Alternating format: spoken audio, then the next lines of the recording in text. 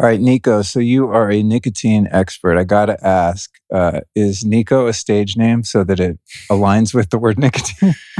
No, only just serendipitous. That's super funny that you ended up, finding this particular niche and that's your name. It's kind of like when, you think about like old names, like your name's Joe Shoemaker, and somewhere back in your family line, your great, great, great, great, great grandfather made shoes. He was a cobbler or whatever. Yeah, I think maybe in my line, I kind of share the same thing actually. Now I think about it, story, like I tell stories and I share stories with people. So that's the first thing I wanted to ask you. What got you into nicotine as a health and life enhancing molecule? Yeah, absolutely. So I started off in my past life as an electrical engineer and didn't really resonate with me. Found it kind of boring. Really got passionate about health, and I had these migraines. And so it became almost like a necessity. It started coming out that, there might be even like brain damage occurring with each migraine. So it's like, okay, I got to nip this in the bud. And to me, the conventional route just wasn't an option. It's like, hey, clearly, I got to start this health journey. I got to figure it out. So I started doing a ton of research. Started going to the chiropractor and getting my skull adjusted and, taking a bunch of magnesium supplements and all sorts of stuff. Tested it, cut out seed oils, covered a lot of the basics, and they went away.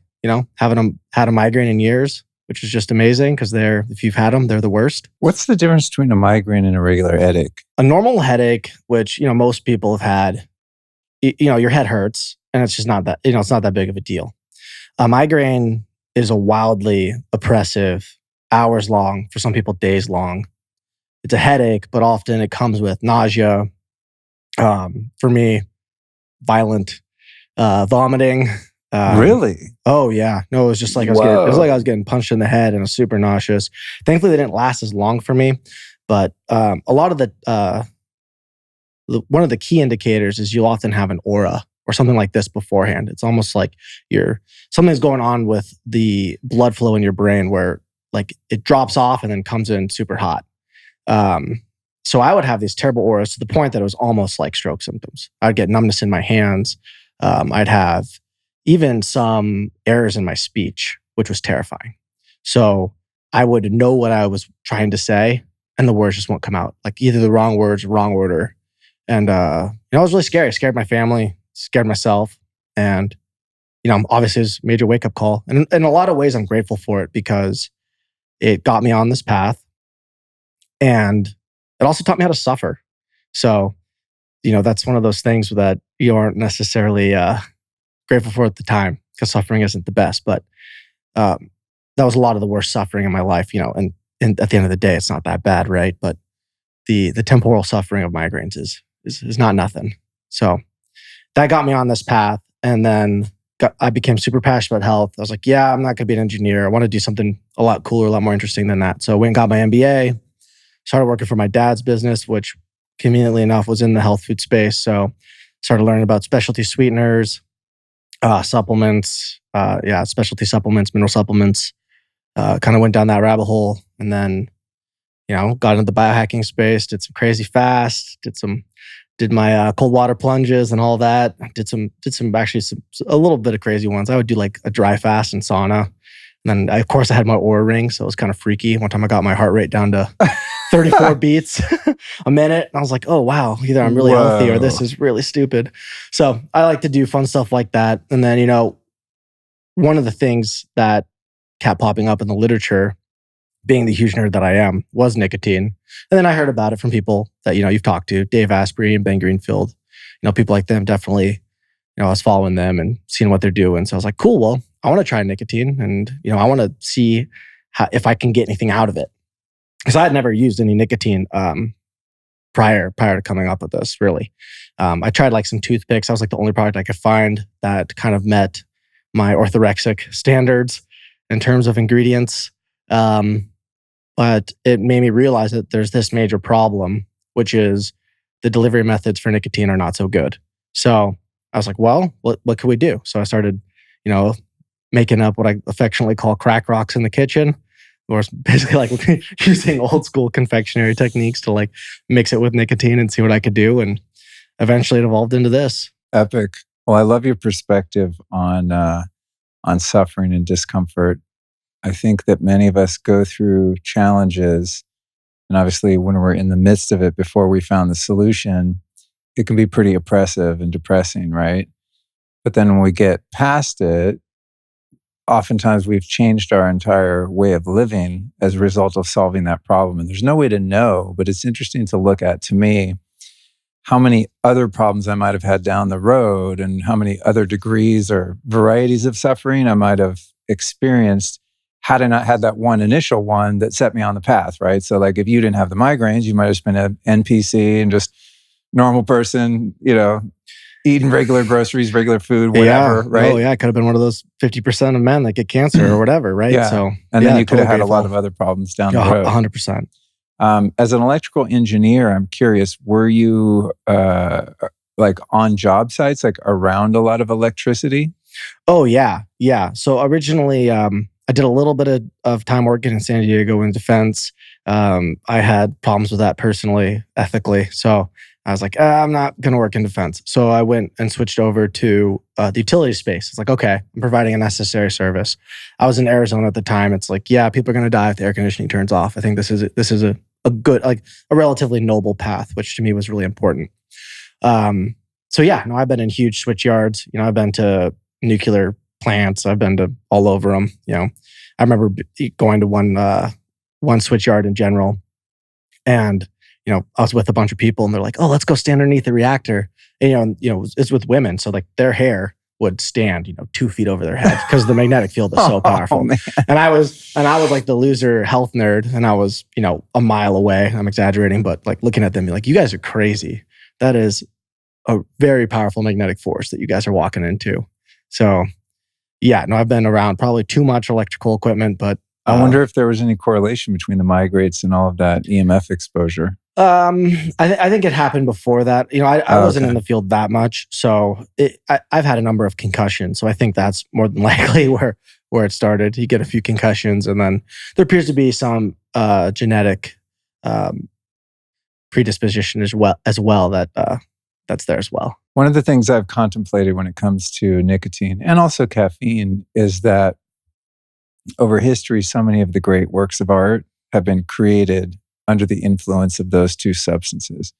And even thinking about like this country is essentially built by people that, the infrastructure of the country is essentially built by people that smoke cigarettes and drink coffee.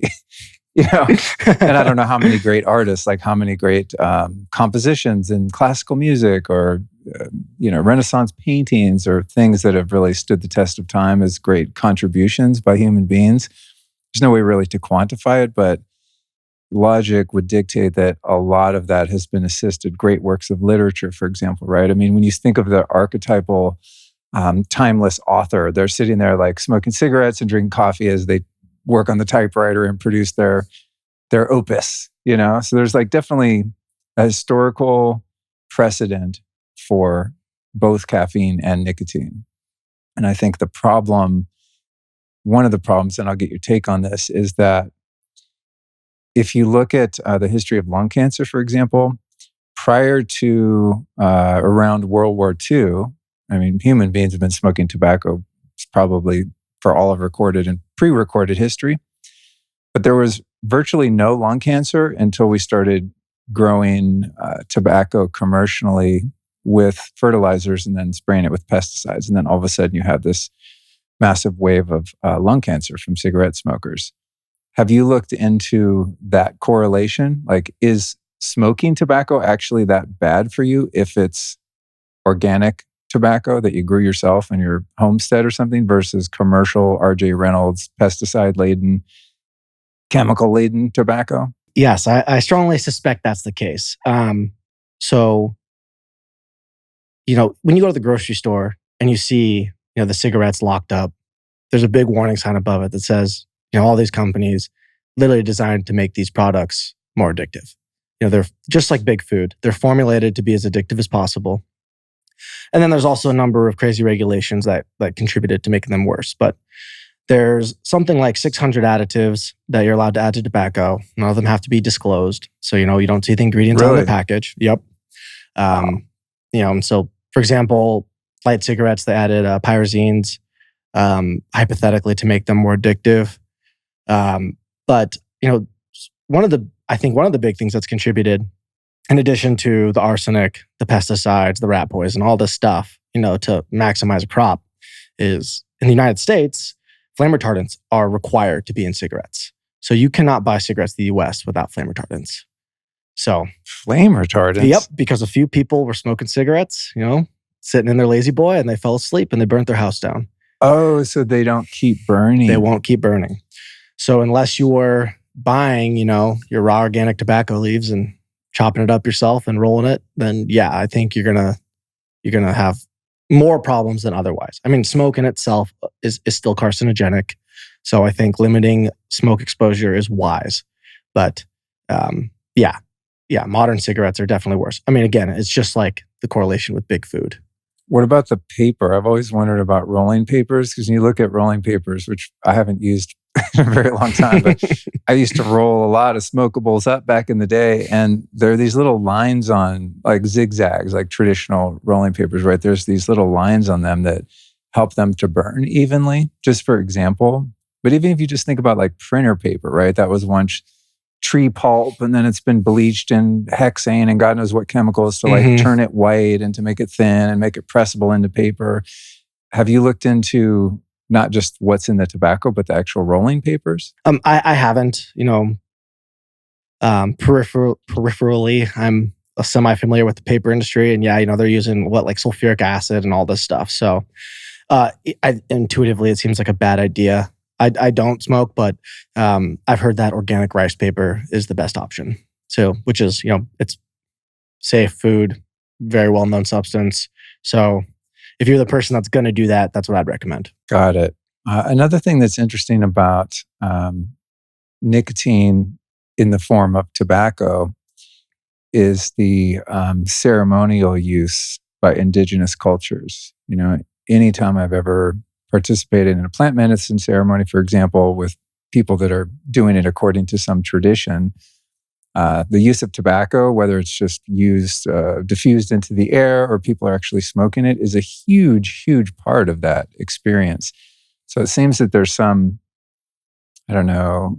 energetic element to tobacco and nicotine that's also very interesting. It's like, why, if it wasn't meaningful in any way and had no relevance, why would those traditions have lasted so long? Absolutely. I mean, I think there's this romantic side to tobacco that I personally love and enjoy. Especially in the biohacker community, we tend to overemphasize like the stimulant side of things. And, I take periodic breaks from nicotine. So, also that's like the biohacker side of me. Like I try to test the limits. So I'll try to use as much as I can and then see how long I can stop. And I took a month break just earlier this year. And one of the things that I found most interesting about it was when I was working and in the flow state, I didn't miss it. I didn't even think about it. I didn't care. I wanted it the most when I was relaxing on Sunday with my family, having good conversations, because I find that it enhances the moment. And that's my personal experience. I find that I speak better. I find that I enjoy the moment more and that I'm more present. So, for those personal reasons, I really particularly enjoy it. I do too. I particularly enjoy smoking cigarettes and cigars too. I was never someone to be like, I'm going to take a month off. It's like maybe take an hour off max, So I've had an ongoing, love-hate relationship with tobacco products and nicotine. So you created this company called Nic Nac that, as far as I can tell, is the cleanest version of nicotine on the market. You have like these Zyn pouches, that are, someone left one on my floor the other day. I don't even know who it was. I just found one. I didn't look at the ingredients, but I'm like, that can't be good. There's probably like aspartame and all kinds of weird stuff in there. But, and we'll talk more about that. But in terms of the dosage, like the ones that you make are like, what, 3, 4, 6 milligrams? 3 and 6, yeah. Okay, 3 and 6, okay, per, and it's like a little mint, like a lozenge, basically. Yeah, it's a lozenge. I'm wondering, how much nicotine is someone getting milligram wise if they're smoking a cigarette or like smoking a full big ass Cuban cigar? Yeah, that's actually a little bit controversial and it's been hard to measure. So we think, or at least, the studies show that it's somewhere between 2 and 5 milligrams. So it's actually a lot less. So there might be 15 milligrams in a cigarette, but often it's as low as 2 milligrams that you're actually absorbing. But there's also a lot of other things in cigarettes. And there's a lot of other reasons why they're so addictive. Like there's the oral fixation. And then there's actually these other chemicals in there. One of them, I can't remember its name. It is an inhibitor for the enzyme that breaks down neurotransmitters. And so it almost like turns up the noise on your brain. And this is just like another chemical that happens to be in tobacco. I think they're MRRIs or something like that. Anyways, if you have dopamine in your brain, or you name the neurotransmitter, all of them are being sustained longer. So your brain isn't breaking down these neurotransmitters as quickly, and so it's like I said, it's almost like turning the noise up in your brain. So this is another factor. And then there's other stuff in tobacco too. These plants have incredibly complicated in terms of the number of alkaloids, and nicotine has risen to the top in terms of the ones that people have studied and isolated. But in no way is that the whole story. Interesting. Well, one thing that trips me out about that, and why I asked about the dosage of like a cigarette or cigar or even chewing tobacco, is if you're if you're not a user of tobacco or nicotine, like if I just handed the average person a really strong Cuban cigar and they hit on that thing for 15 minutes, they'd probably be throwing up and like have to lay down and be sweaty and like freak out, But I remember being a little kid when I used to steal cigarettes from my mom, like cool menthols, and I wanted to be cool like the adults. So we'd go out in the field and smoke a cigarette and I'd just be laid out practically puking. One time my dad gave me some of his skull, to trick me into not doing it. He's like, yeah, go nuts. You can have some. You're old enough. You're a man now. And I was probably like 10. Didn't tell me not to swallow it.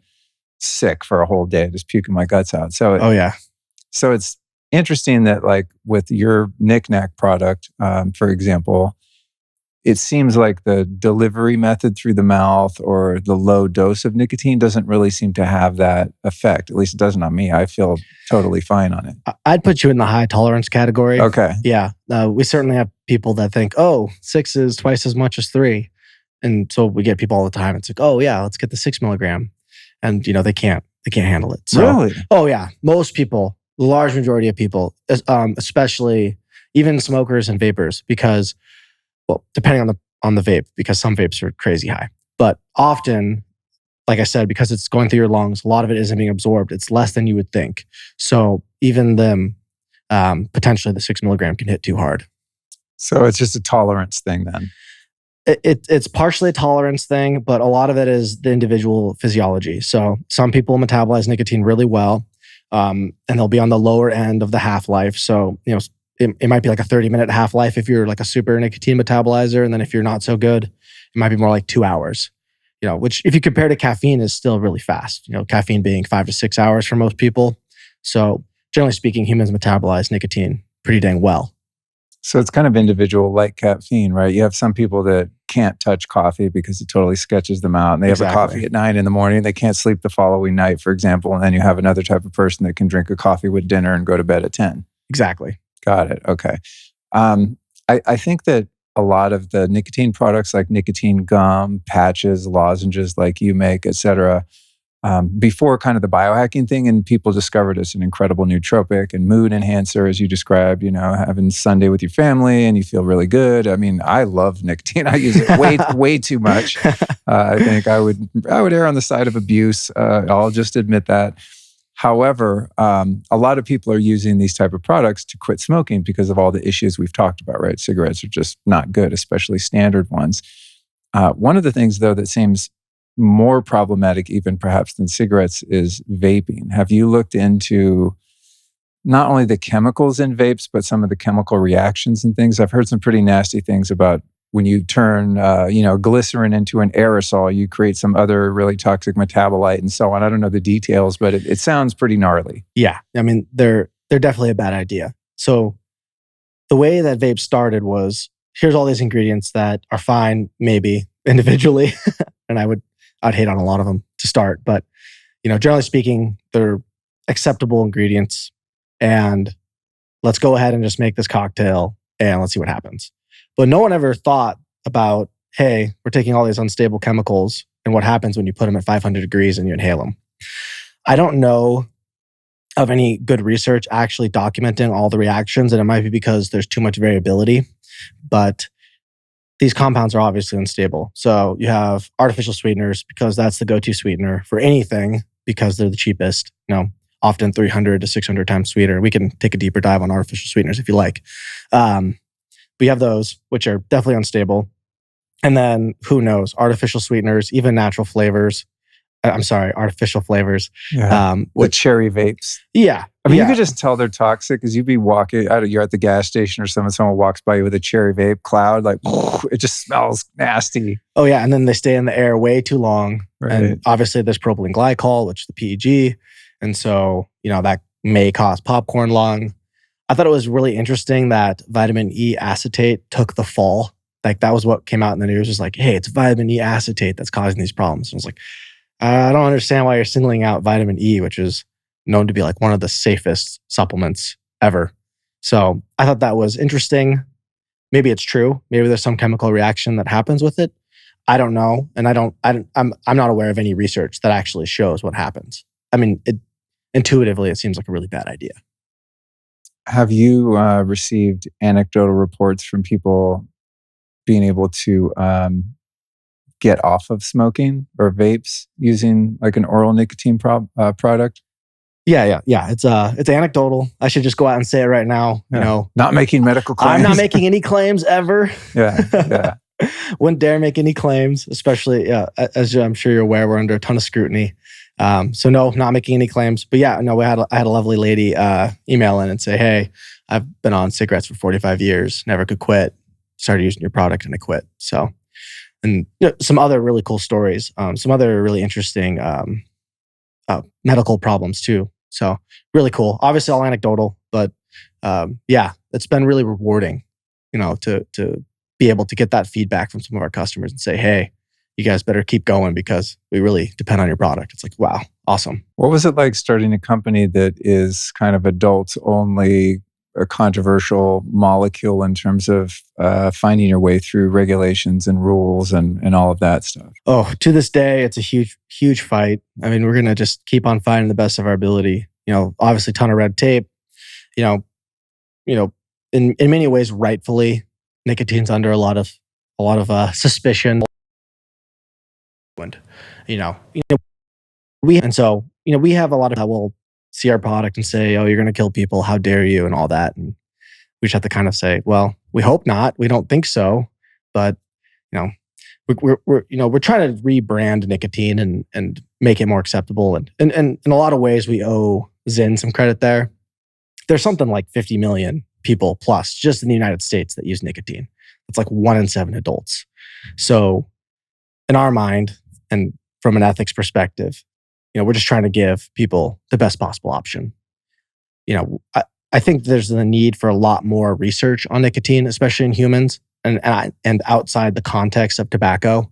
We have so much data on what tobacco does, even though we haven't really, like I mentioned earlier, we don't really know exactly what's going on. But I think there's some exciting research starting to happen now within the nicotine space. And I can kind of speak to some of the, especially animal models that are happening now that are really exciting. And let's do it. The exciting research. Sure. Yeah, I knew it was blowing up when Andrew Huberman did a podcast or two about it, as a proponent of the health benefits, which is one of the reasons I wanted to talk to you, because I'm kind of a contrarian, right? And it's just like when there's a publicly held belief about something and then I start to find evidence to the contrary, I'm very interested in exposing that evidence.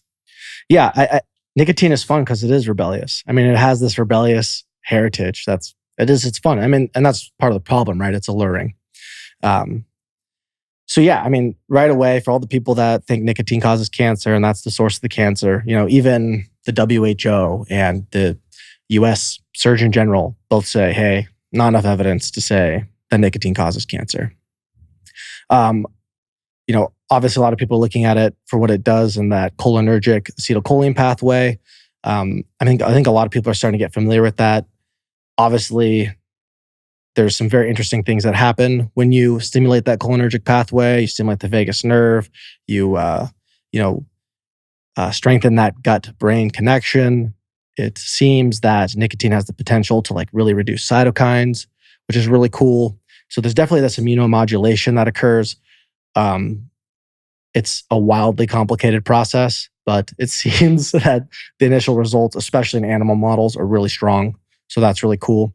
The study that I just found that I'm particularly stoked on was in male mice.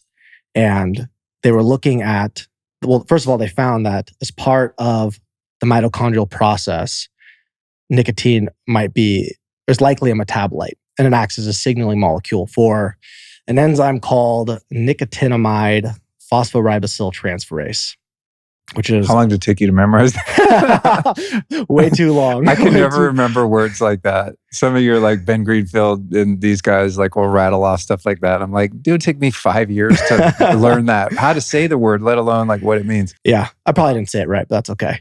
But yeah, I think the acronym's NAMPT. So anyways, this is a really important enzyme because it helps create NAD+. And obviously, NAD+ has gotten a lot of hype recently. We found that too much is bad, not enough, also really bad. And anyways, in these male mice, this is super cool. They found that low-dose nicotine created NAD+ homeostasis. So it basically, if you're familiar with the concept of like reductive stress, which, for people that aren't, basically, the NAD+ is the positive molecule in your electron transport chain in your mitochondria. And if the electrons don't have a place to go, they can bleed off. And electrons, of course, are highly reactive. They want a home. So they're going to either bind to oxygen or something worse. And they're going to make reactive oxygen species, ROS, which, especially your audience is familiar with ROS. It's very aging. Your body has to then use glutathione or whatever else to deal with basically these ROS, these reactive oxygen species that are going to beat up your body. So what's thrilling about this, at least in mice, and it'll be exciting to see if it's true in humans too, is when you have NAD+ homeostasis, you're making more ATP, which is critical for everything's function. And then if your metabolism is working correctly, almost everything downstream works better. So they found in these mice that they had way less overall inflammation. They had less likelihood of developing cancer. They had better organ function. Prevented a lot of symptoms of aging, which is really exciting and not something that you would expect from nicotine. It's not something you would expect from a stimulant. Usually you think, oh, it activates the sympathetic nervous system. It's going to increase your cortisol, all this stuff. It's like, well, maybe not. So I'm particularly excited about it as an anti-aging compound, which is a wild plot twist. And I didn't see it coming. I was researching. So nicotine is super close to nicotinamide, which is vitamin B3. And so obviously these molecules are like really, really closely related. And I was like, okay, well, it has to do something in the mitochondria. And there's the obvious evidence that like, hey, smokers, generally speaking, they're lean, they tend to have more energy, all these things. And it's like, which is, you wouldn't expect. If someone's in a highly inflamed state, generally speaking, they get insulin resistance, they get diabetes, they get all these things that you don't want when you're chronically inflamed. So it's like, okay, well, what's going on here? Let's see if anyone's ever figured out what it does in the mitochondria. And so finally stumbled upon this study, and I'm like I said, I'm just thrilled. And so I'm really excited to see where this research goes. If 3 to 6 milligrams of nicotine for an adult human is low dose, I wonder what low dose is for a mouse. Yeah, no, it's they do it in nanograms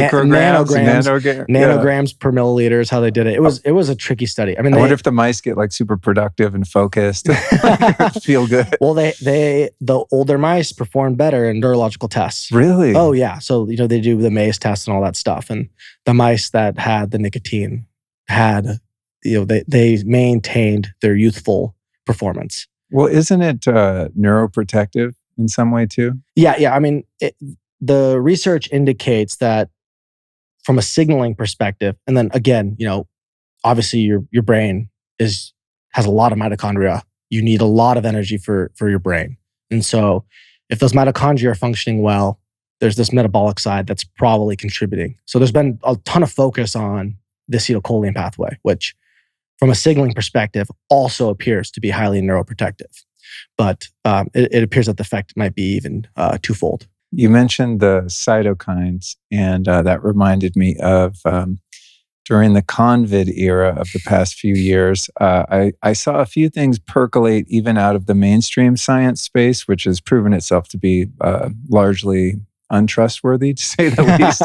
But there was some substantial evidence coming out about using nicotine for whatever that thing was, and spike proteins and the cytokine storms, the kind of reaction that people were having from getting ill. Have you looked into any of that? Yeah. On two fronts. So a lot of people are using nicotine for long COVID. This is anecdotal. I don't know. But at least in one study, they found, I think it was like 5 people, which again, that isn't a great data point, but it's a starting point. And they found people that were suffering from the fatigue, loss of smell, all this stuff. And they gave them nicotine. And they found within, at least for those 5 people, within hours to within a few days, all of them, the long COVID was gone. So I don't know how true that is, but as it is, I think it's definitely a call for more research. The theory behind it is they both bind to that ACE2 receptor. And supposedly, if your body can't clear the spike protein from that cholinergic pathway, which is really high in that receptor, then you're basically dampening that critical part of your nervous system. And nicotine binds so well, that's why they're called nicotinic receptors. It binds so well that hypothetically, it's outcompeting the spike protein, kicking them off the receptor, and then allowing the body to actually finally clear the spike protein. This is the theory. So that appears to be the case. Again, need more research, but the preliminary findings are really cool. For an overactive immune system, there is some evidence that nicotine might help by dampening those cytokines. And that's why, some people have had really good results for like ulcerative colitis or even potentially Crohn's, or MS is another good example, even though it's not digestive, that you'll see a dampening in that over-responsive immune system, which is pretty fascinating.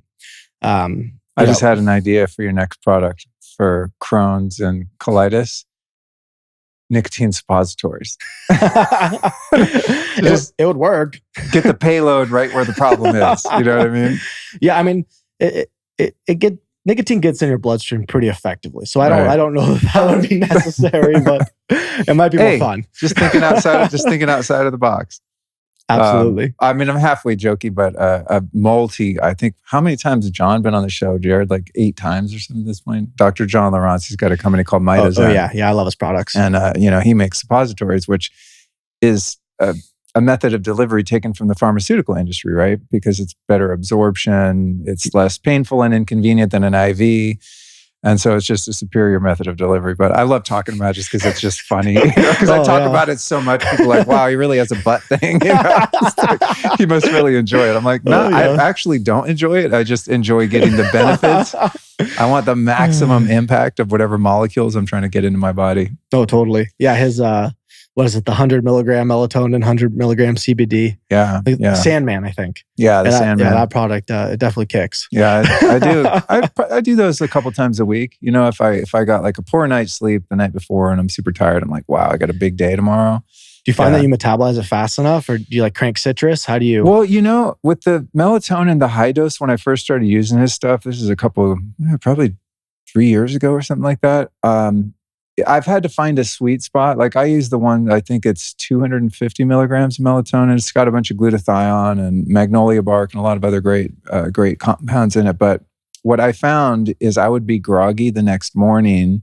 And I was like, what the hell? Like I thought it's supposed to metabolize, but I was taking it too late.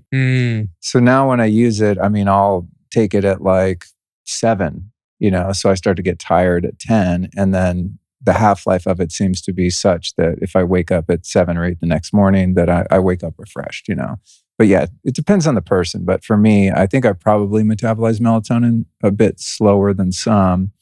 So if I take it like at 11 or midnight, I'm not going to be able to wake up. I'll wake up all groggy and super weird brain fog kind of thing.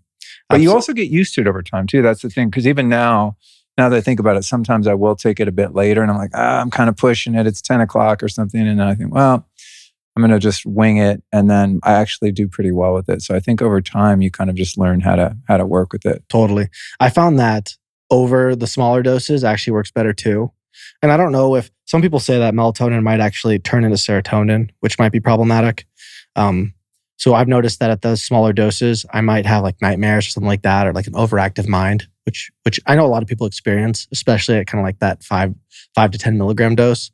But I found that if I go up to 30 or 50, it seems to be that more of like just super anti-inflammatory, really deep rest. And I don't know if there's like a breaking point where you get over that hump. And then if there is the negative effects of too much serotonin, if that's actually canceling it out, and you would probably know better than I, but I just kind of thinking about that. No, that's interesting. I've never heard that, but I have also, I feel like every show now I talk about plant medicine. It's ridiculous. But I have observed how in the ceremony space, it's more common that these are taking place at night, which I don't prefer personally because I don't like messing up my sleep.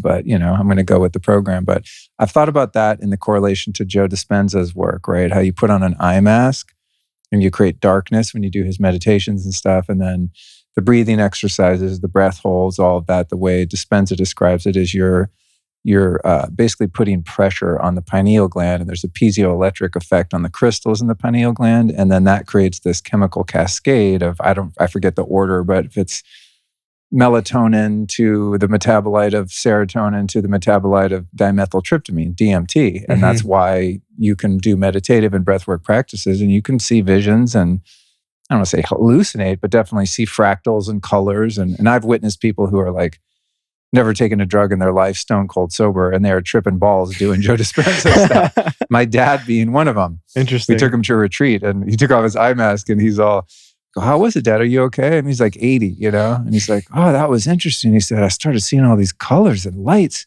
and I thought my eye mask was off. And then I realized it was on and I was still seeing all the lights. I was like, yes, you hit it.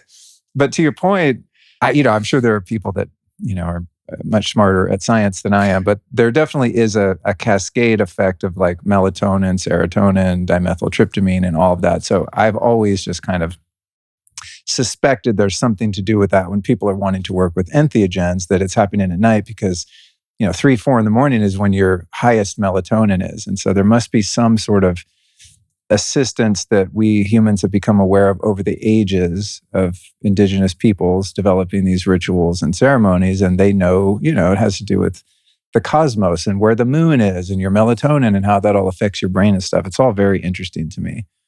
Yeah, absolutely. I think too, like symbolically, that, the mystery of darkness, there's like that aspect too, like that there's a veil. So Right. all these ideas, I think, contribute to, which is kind of fun. Right. Whether or not people are aware of them or not.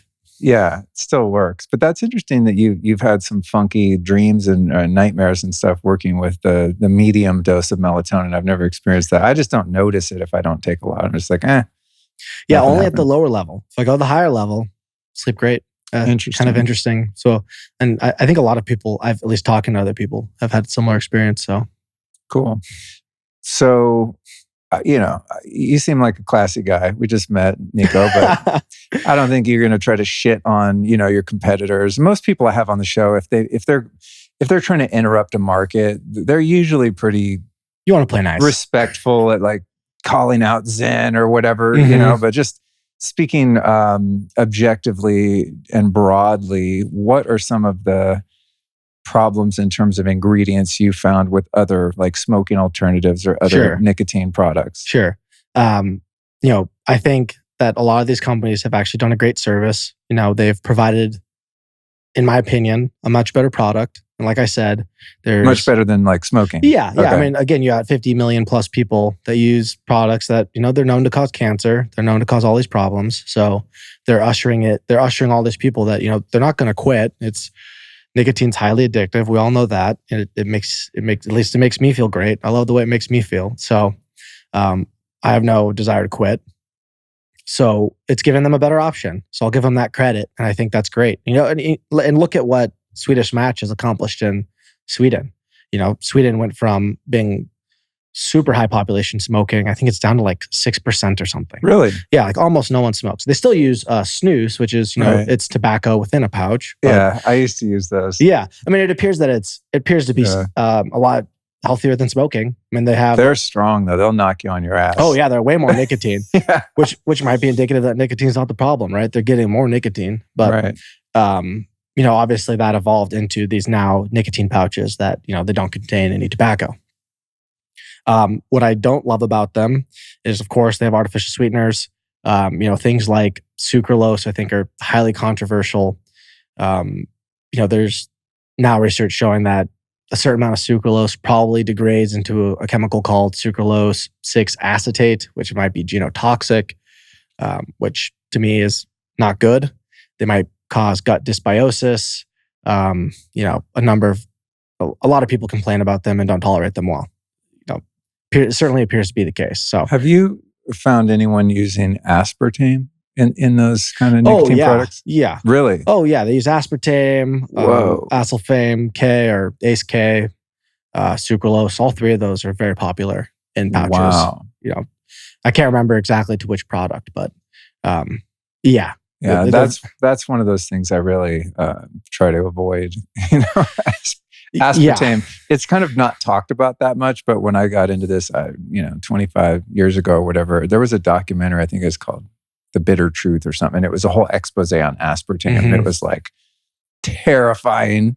It has a sordid history. Yeah, I became super paranoid. All I remember about it is it's really, really bad for you. Don't ever do it. And Donald Rumsfeld was like involved in the legislation of allowing it to slip into our food supply. Well, it got rejected multiple times. It did? It got rejected multiple times. And then, finally, I can't remember if it was Rumsfeld or someone else actually forced it through. I think it was him. Yeah. Well, because this is back in the day. They call it a conspiracy theory now, which is funny. But when I first became a conspiracy analyst, this is like during the Bush era, the Iraq War, Rumsfeld, Karl Rove, like all those nasty Republicans. Now I realize they're all just the same, fighting for the same team. One camp. But that's, for sure. When I saw the Rumsfeld name, I was like, definitely not taking it now, because they were all just gross war criminals and whatnot. Okay, so what about, this is something that there's a lot of debate about, not necessarily exclusively to nicotine products, but all kind of, healthy alternative products, and that is natural flavors. And we know that, there's a lot of sort of legal ease around a lot of the terminology used in food additives and stuff. And I personally am not really that uptight about like natural flavors. I know they're not natural unless some brands will use like an organic fruit extract flavoring, right? Sure. Because I've quizzed people on my show that have products. I think, I don't think it was Ben Greenfield. I think it was his partner from Keon. I was like, all right, what's up with the natural flavors and your aminos? Like people are getting on my case because I promote it and stuff. And I don't know, some people are just super, as you mentioned, orthorexic. And I mean, I'm pretty paranoid when it comes to food, but like, I don't know, dude. I don't really care if there's like citric acid in something and natural flavors. You walk outside and, do some breath work and you're breathing like chemtrails. You know what I'm saying? It's like, yeah. There's only so much you can do for sure. There's only so many things you can control. That said, if there are better alternatives when it comes to natural flavoring, I'm all for it. But I'm just personally not that concerned. If I drink a healthy energy drink, like my Update drinks, I think has some kind of natural flavoring. I asked them about it. They're like, we checked into it. It's all good. It's the cleanest you can get. Good enough for me. So what about the flavorings in like these oral tobacco products? Yeah, I mean, feel free to shit on everyone if you want. No. I think I'm with you. I think for the most part, they're probably fine. I think the danger of them is you don't have to disclose what cocktail they are. From a chemistry perspective, some of these molecules are pretty freaky. The citrus ones are pretty safe, as my understanding. Like a citrus natural flavor is going to look pretty close to what you actually find in a citrus fruit. Some of them are a little bit freakier and they might react with stuff, but at the same time, who knows? And they're so potent that you don't need that much. I mean, I think the worst bit is it's just you don't know. No one discloses what it is. They don't disclose what plants they're getting it from or animals. So, and generally speaking, like this is me being a little bit biased towards the chemistry side, is like a compound is a compound. Like I'd rather people just disclose what compound it is. I don't really care as much where it comes from because like purification steps are wildly effective in modern chemistry.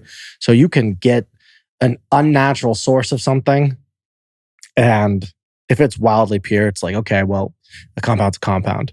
Like generally speaking, it's going to work the same way with your physiology. At least that's my understanding and what I've observed. So like, for example, a synthetic spearmint flavor or something like that that's made in a lab in New Jersey, like, is not as good as an essential oil spearmint, obviously, but there is some rigor involved in the purification or in the manufacturing. 100%. So I personally wouldn't be freaked out about it. I mean, there are some of them that are freaky chemicals, but I don't know that it's that big of a deal. In my mind, so much of the food industry is like penny pinching. It's like, hey, we're not going to use a natural sweetener because artificial sweeteners, they're 600 times sweeter. We use almost none of it. So let's go with that. So our mindset was, let's deliver the best product we can, do the right thing. And then we're not going to penny pinch so that, we're just deliver the best possible product. And so we're like, well, why wouldn't we do the thing that costs 2 cents more? That then we can say, hey, this is actually spearmint oil from a spearmint plant. And has this wild chemistry that you can't make in a lab because it isn't just one chemical. That's why it's always a cocktail. So you have some, plants make just a crazy mixture of things that also the human body has been consuming for thousands of years. Your body knows what it is, generally speaking. And there's actually, cool research showing that there might be different things that happens with these different oils, which I think is fun and might contribute to just a more elevated product. I think that what's really special about our product that is a little bit different, and this might be a little bit too chemistry heavy, but most of these products depend on pH adjusters. And the reason why, and this is why you can't swallow nicotine. Nicotine needs to be in an alkaline environment for it to be absorbed. So that's why if you swallow it and it goes in your stomach, it's like swallowing capsaicin. Like it's very irritating because it's in an acidic environment. Your body doesn't absorb it and it just sits around and makes you nauseous. Interesting. Yeah. And so I wonder if that's why you get so sick if you like take a dip of Skull or Copenhagen and you don't know better and you swallow your spit. Exactly. And you're like, you want to die. Exactly. Exactly. Like the worst ever. Have you ever taken capsaicin? I don't think so. Yeah, I've messed around with that. Is that like one. a black pepper extract or it's something? That's like cayenne extract. Oh, okay. Yeah, so like very Okay. spicy. It's like the spicy component in a pepper is the capsaicin. Okay. And so it appears to have all these really awesome benefits. It stimulates mucus production, all this stuff in your gut. If you take out an empty stomach, as I learned, you'll get pretty dang nauseous because it irritates the crap out of your stomach.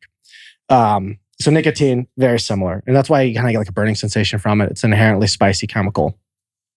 So these companies, they know that depending on the absorption rate of nicotine, it hits more of the dopamine side of the brain. And so that's why people love the really quick hit, the really fast absorption. You're getting more of a dopamine response and less of the acetylcholine response. And so with the slower absorption rate, you're actually biasing those neurotransmitters towards the acetylcholine side, which also hypothetically could make it less addictive. So the way that we got around that, and I suppose I should talk about why that might be a problem. So the go-to chemical to accomplish this is sodium carbonate, which sounds like baking soda, but it's not. It's the more alkaline cousin to sodium bicarbonate. And so what this does is it, of course, increases your oral pH like crazy and makes you absorb the nicotine really quickly. The downside of that, though, is you're putting something really caustic against tissue that's fairly sensitive. And so just like if you're exposed to other caustic chemicals, they cause caustic burns. And so there's an interesting study called, is sodium carbonate a causative factor in oral lesions? And so, and I actually think this is where the myth arise that there's fiberglass in chew. You've ever heard that before? Be like, no. Oh yeah. Yeah, people say, oh yeah, there's fiberglass in chew, it tears up your gums. And I don't think that there's fiberglass in chew. But I think that this chemical might be contributing to those experiences where people are noticing that their gums are inflamed, that it's very irritating. And nicotine is irritating in itself to some degree. But I think that part of the reason that this is a go-to chemical is because when you inflame the area, you draw more blood to it and you further accelerate that absorption. So I think this is kind of a little bit of a trick, like, hey, let's put this in here. let's get that pH super high and let's just agitate the crap out of that buccal tissue and really draw the nicotine in.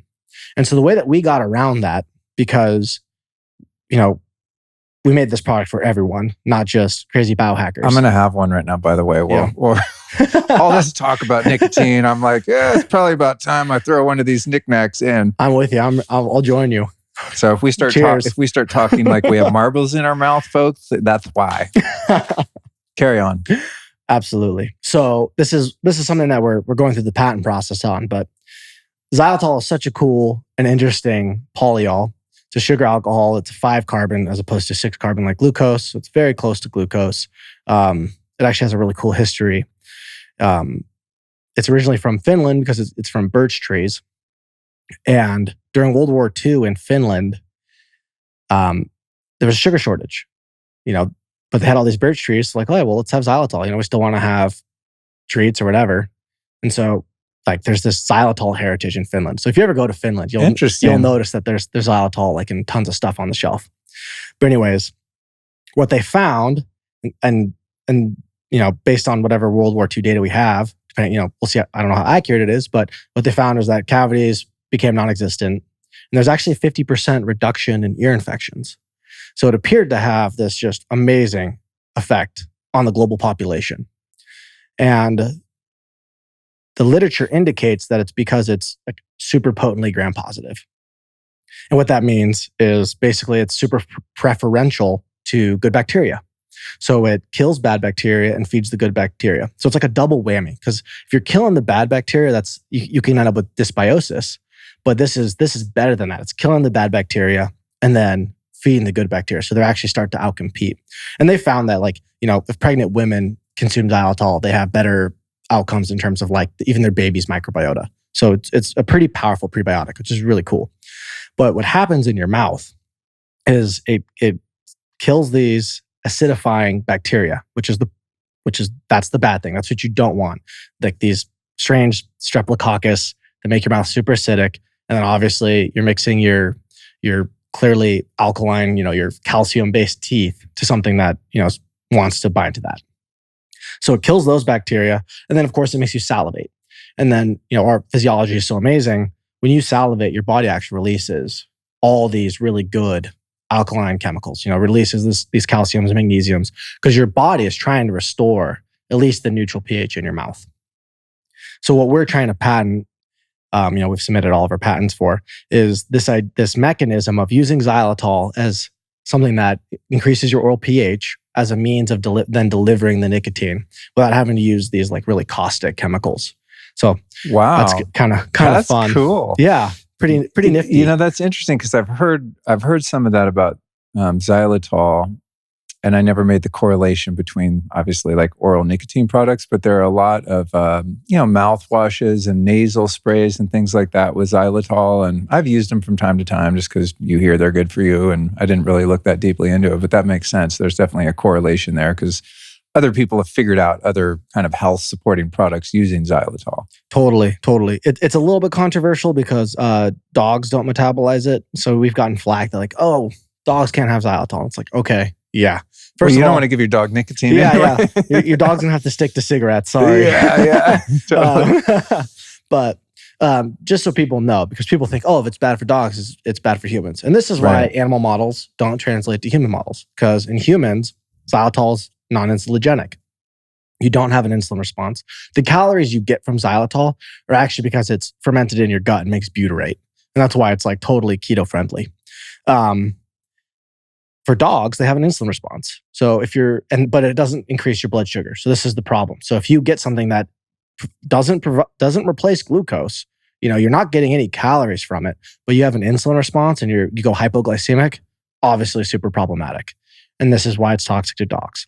Humans don't have that response at all. Therefore, not toxic to humans. That's so weird about dogs, how they can't eat certain foods like chocolate, avocados. I'm sure there are others. Onions, grapes, I think. Really? Supposedly. I know another one. Okay. Years ago, I dated a girl who had a little dog, a tiny little dog, and it used to love eating blueberries. Like my dog loves freaking frozen blueberries. Oh, yeah. It won't eat raw ones, only frozen. Weird. And I used to eat a lot of acai. And so, usually I would like Google something, can a dog eat X, Y, and Z? Because I'm trying to feed them all kinds of weird superfoods and stuff. And so one day I gave the dog some acai and I didn't look it up because I thought it's a berry. He likes blueberries, whatever, same difference. Dog got super sick. And then I Googled it. And Oh, no. Dogs can't have acai. It's super toxic to them. That's it's crazy. Weird. That's funky. That particular canines in particular have their own little steves. Like they're just certain things they can't tolerate that most other animals and humans do very well with. Yeah, it's really interesting. Yeah, it's almost trippy. like for some things, rodents are actually better because they're so robust, which is fascinating. And then humans are wildly robust. I mean, humans are amazing. The amount of insults that we can tolerate. I'm just amazed at like the general population. Like, yeah, they're really sick. It's true. But they keep on trucking. And I'm honestly often amazed at that, like how robust humans are. But yeah, me too. Yeah, dogs are funky, especially if you look at like how similar our digestive systems are. It's like we both have these highly acidic stomachs and short digestive tracts and, honestly, pretty similar teeth. And you would think they're like, oh, well, we're both omnivores. It should be pretty dang close. Totally. But yeah, it's fascinating the differences for sure. So people listening know acai for the dogs. All right, so you guys in Nic Nac are using xylitol. And then what are you using for flavorings? You're doing like essential oils? For real, huh? Yeah, we only use essential oils. Wow. In the tobacco industry, just like alcohol, you have no obligation to put your ingredients on the label. We do it entirely voluntarily because, it's part of our company ethos that we want to be just ridiculously transparent in everything that's going in there. We're doing the best we can. We're trying to use the best possible ingredients. And I can get into why we use synthetic nicotine, non-tobacco nicotine. Yeah, that was my next question. So we can get into that too. Are you peeking at my iPad? No, I didn't. I didn't see it. That was my next question. Well, that's one of those things I like to explain because it is complicated. Yeah. But we do, essential oils are awesome. I mean, the flavor is incomparable. This one's pretty good. Yeah, real essential oils taste really good. What flavor did I have? Grapefruit. Oh, grapefruit. Yeah. Yeah. That's good. Yeah. Thank It you. does have a nice little spice to it too. Yeah. That's the nicotine still comes So when I through first got for sure. these, I was like 3 milligrams, 6 milligrams. I don't know if that's strong enough for me. Pretty high tolerance, but maybe it's that xylitol effect you talked about. Like I do actually feel a nice little refreshing zing in there. Oh yeah. Yeah. I think, we can't make everyone happy. So like some people complain, oh, your product doesn't hit hard enough. It's like, yeah, well, we don't have pH adjusters, so it's not going to hit as hard. And, we're trying to delay that response because we're trying to make it, if it's possible to make it as little addictive as possible. So like, we're trying to do all these things that are beneficial to the customer. And that doesn't always translate well, but that at least was our goal. But yeah, I mean, real essential oils, it's just like if you have a really quality mint, the ones that taste really good are the ones that use the real ingredients. And, it's like you're having a bite of grapefruit versus something that's like obviously, fake grapefruit. So yeah. I think it's just more fun. It's a better experience. And there is one interesting study on giving rodents, or I think it was particular rats, they're giving them like super high dose nicotine, like 1 milligram per kilo, which is like, that's really a lot. Anyways, what they found was if they gave them either melatonin or spearmint oil, it restored almost all of their biomarkers to normal levels. So even at that like crazy high dose, they found that, okay, most of like if you go too high on nicotine, and this was really evident in that NAD plus study I mentioned, that if you go too high, you do hit a point where the effects are negated, which is already like, if you scale it up to humans, it's a pretty high dose where you negate the effects. And then if you go really high, then yeah, there's going to be negative effects, just like anything else. And this is why we need more human research so we can find like the optimal dosing, because humans probably metabolize nicotine better than rodents do. Anyways, I thought that was interesting that spearmint oil was that just happened to be in the study that was. I find it all interesting. And by the way, never feel bad about like geeking out into the science and research and stuff. I personally love that. And I'm sure there's a faction of people that listen to the show that want to take the deep dive. I know your audience is on They could go listen to like a 5-minute Lewis Howes show if they want something quick. Yeah. It's like, heck yeah. We go deep here. That's kind of how we're set up. So I love it. Always feel free to just tangent away. For sure. Well, should I jump into the nicotine side? Yeah. All right, we'll do. So there's a number of reasons why we opted for what's referred to as synthetic nicotine. We'd argue that it's still natural. I think it's up for debate. it's derived from natural starting ingredients. It's non-GMO, and the benefit, all nicotine comes from a lab. It's always going to, anytime you have a highly purified substance, it has to come from a laboratory. It's the way it is. If you want anything pure, and there's good reason why you'd want it to be pure, because there's other stuff in tobacco that's potentially problematic, like the pesticides and the tar and all this stuff. And so we're like, well, let's just do the best possible thing and get, it is synthesized, but it's from natural, non-GMO starting ingredients, and they can make something that's just ridiculously pure. And, you don't have to deal with this crazy dirty crop. And to us, it just made sense. Here's something that's void of heavy metals, void of pesticides, void of GMOs. It's like, this is basically as pure as it gets. If you use the product, I think it feels comparable to nicotine derived from tobacco. I don't notice a big difference. It's even the same isomer, the effective isomer, if you guys want to get really nerdy. So that's why we opted for that. And we think that it's absolutely the best stuff you can get. So that's the way we went. In terms of dealing with regulatory agencies and marketing a nicotine product, is there any difference in the barrier to entry selling something commercially if you're using a tobacco product versus a synthetic version of nicotine? It used to be. So now there's no benefit. But there was a random omnibus bill in 2021 where they magically said all nicotine is now tobacco, according to the FDA. Really? And FDA has jurisdiction. Correct. So yeah, we're filed with the FDA. We have to do all that. It's not for the faint of heart. Yeah.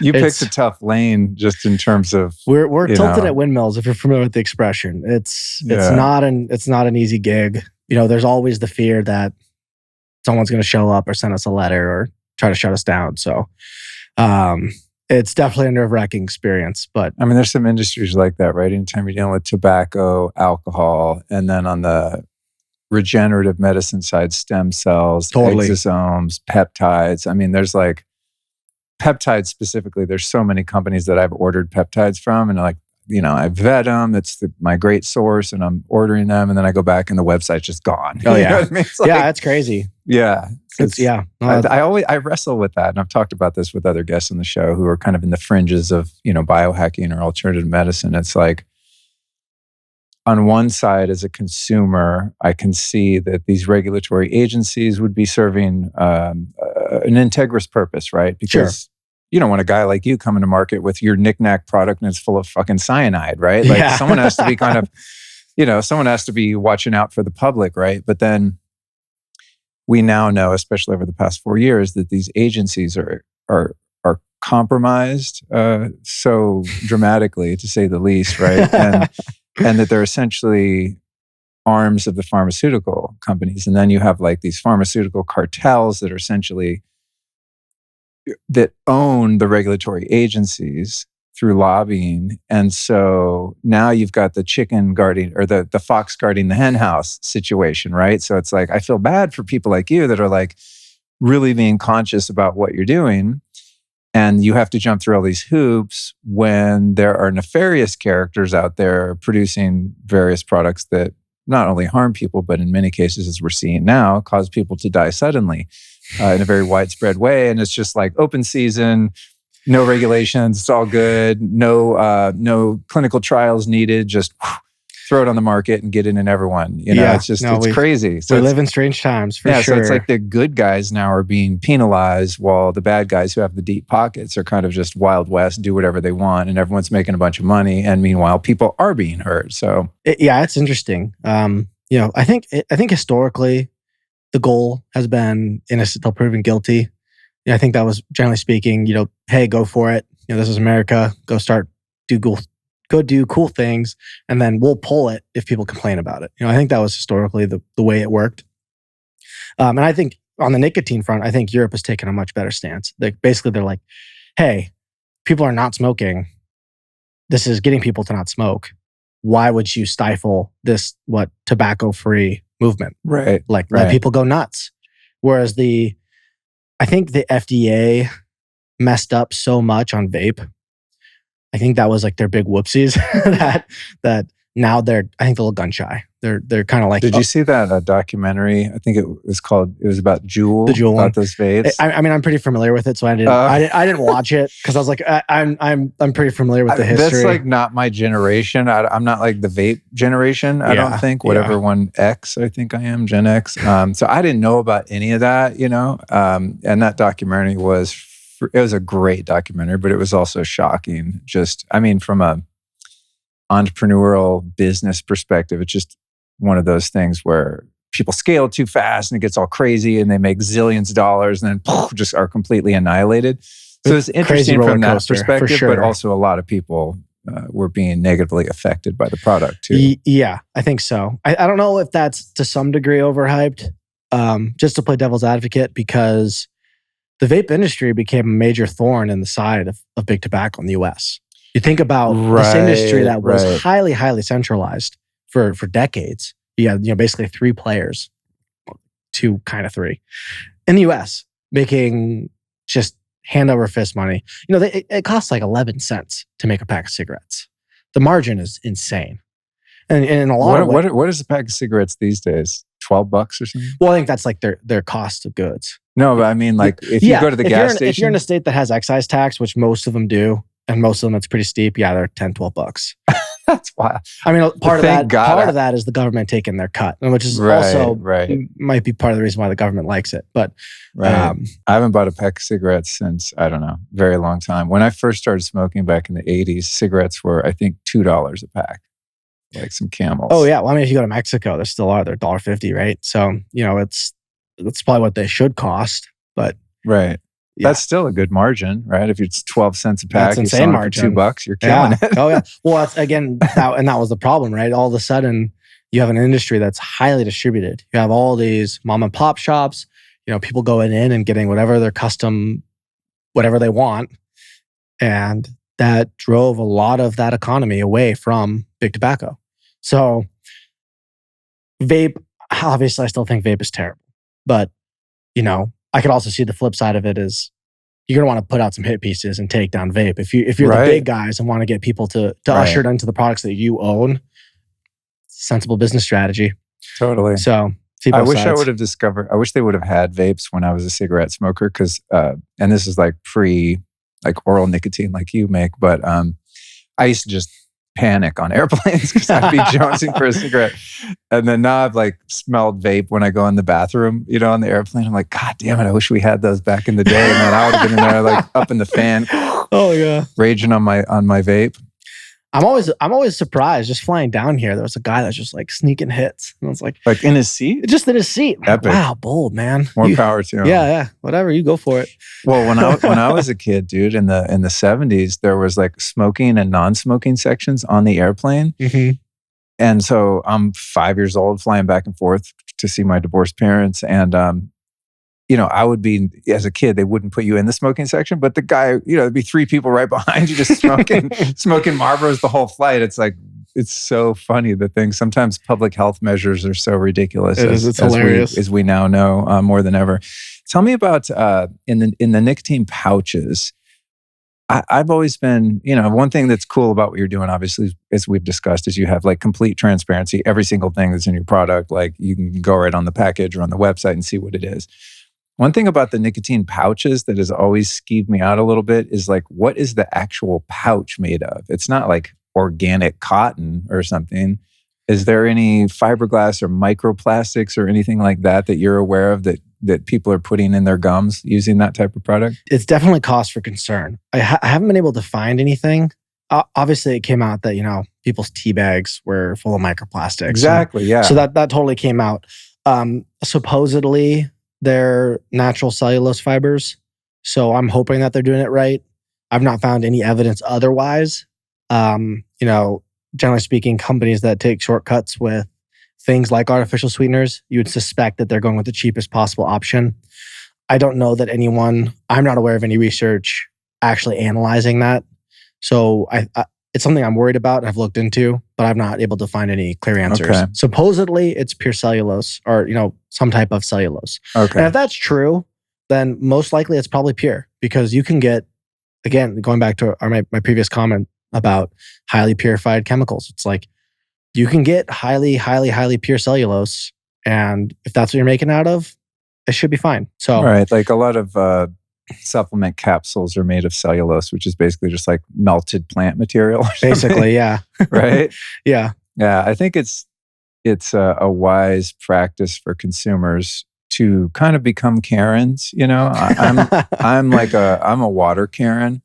So if I start to like a drink, you know, some kind of, I don't know, kombucha drink or whatever, I'm the asshole that will email them at customer service and be like, I need to know the water source, right? And then they'll get back to me, oh, it's pure, because on the label it'll say like purified water. And I'm like, that can mean anything. It's very ambiguous. Yeah. So I'll say, what's your water source? What type of filtration do you use, et cetera? And if it's something I'm drinking all the time, you know, because I don't want to drink a bunch of fluoride and stuff, you know. Totally. So I think it's smart if people are concerned to actually just email these companies and call them to task and say like, hey, I want to know this particular ingredient. Where does it come from? What's in it? And start to create a public demand for more transparency, right? Oh, like yeah. You just took it upon yourself. You're like, I want to be legit. I'm going to do this the right way. And people don't have to email you because you can like literally pick it up and read the ingredients. Sure. And every ingredient's there. But I think as consumers, especially in the health and biohacking space, it'd be smart of us to really just start to push these companies, because the consumer demand is going to be what creates change, right? As we all become educated from listening to incredible podcasts like The Lifestylist, and we start to learn about some of these nuances. Again, you know, we try to not be too neurotic and freaked out about it all because, you know, we're all going to die. You know, that's the thing I like to remind myself. It's like, I don't care how well you live, how perfect you live, life has a 100% death rate. And so, Totally. you know, it's like always a balance to me of like not being too paranoid and constricted and uptight about everything. But if it comes to like a drink that I'm going to be drinking every day, it's not going to hurt to send an email and just say, hey, are you guys, you know, doing reverse osmosis? Because that's the only thing that's going to get fluoride out, for example, you know? 100%. And actually, we've gotten a ton of great customer feedback in that vein. And we used to have silica in our product, which I think that's kind of open for debate, whether ingested silica is really that big of a deal.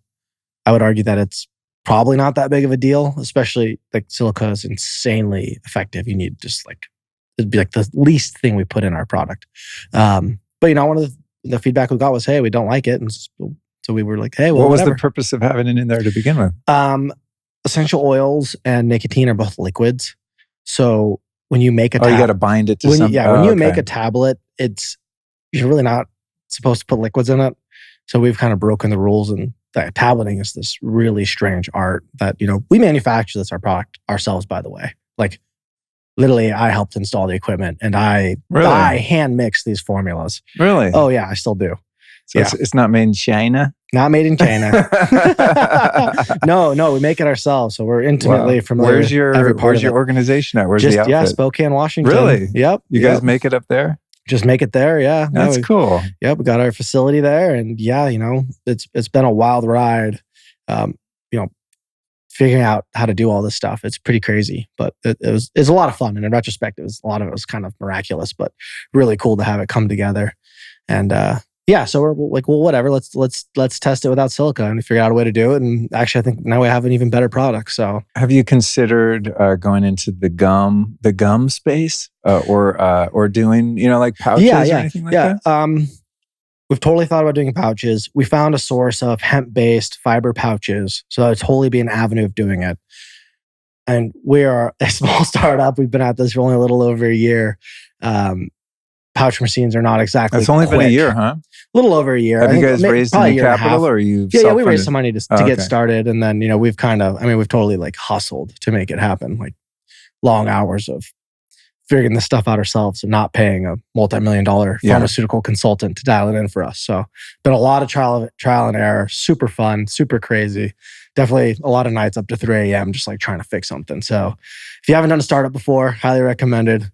It will test you. So that's been awesome. I have a lot of respect for people that, anyone that tries to start a business, it's never easy. But I especially respect people that start a product-based business, which I've never done. It's always just been education, service, et cetera, right? I mean, I've only had a couple businesses, this being one of them, but it's just information products, right? It's just like intellectual property. I sell these t-shirts, which by the way, you can get at lukestorey.com. No, wait, no, what is it? No. LukeStoreyMerch.com. This is one of my favorites. Born again and again and again and again. It's the first products I think I've ever had. Oh, I have my blue blocking glasses, but I don't make them, you know, and I don't make these shirts, right? I just hired a company to handle it all. But I always find that very daunting, the idea of, you know, developing a product and then manufacturing it and sitting on inventory. Oh, it's crazy. It's like such a liability, right? Because you have an idea and you don't really know if it's going to fly, and you don't know necessarily how to nail the marketing, especially something like you're doing where, you know, it's a niche product and you have to have warning labels and only adults can use it. And there's so much more red tape and legislative restriction involved in it. So it is tricky. I have a lot of respect for you, dude. Thank you. You're taking one for the team. Yeah. It's not been easzy. I bet. But it's been awesome. We have a great team. My wife's amazing. She's super supportive and, you know, has tolerated my, you know, the ridiculously obsessive nature of startups. So that's been amazing that, you know, just have the right team and all that. So cool, man. Well, I want to let people know you can go to lukestorey.com/Nic Nac, NICNAC, and you can save yourself a fat 10% off with the code Luke, lukestorey.com/Nic Nac. And we'll put that in the show notes, you know, that you can click on your app and all that stuff. Where do you see yourself going in the future? Like 10 years from now, what's Nic Nac going to be doing? Ooh, good question. Well, I think it would be fun to expand into those products you mentioned. I think it'd be cool to do a gum. If people aren't aware of it, almost all gum is made of plastic. You know, that's really. Oh yeah. It's like basically. I didn't know that. Yeah, my understanding is that like almost all gums are basically like petrochemicals.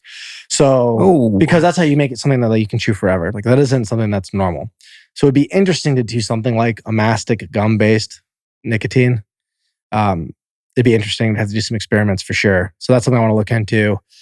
People love the pouches, so maybe we could get into the pouch space too. That'd be kind of fun. What about IVs?